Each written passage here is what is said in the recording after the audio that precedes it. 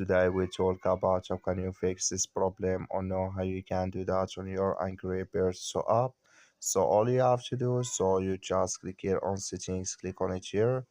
When you just click on settings, it's going to show for you a list like this here. So then you go down, so you just keep going down, click here on apps. You come to apps list here, and there you're looking for Angry Birds to app, or just click on search. Then here add Angry Birds to app, just click on it here. So then you come to this list, click here on first stop, then you click on OK. Then you go down here, just keep going down. Sorry, we'll go back. So like I see, you go down, you click here on storage, come to storage list, click here on clear cache. Then all you have to do, just turn off your Wi-Fi and turn on it again, then it's going to work with you.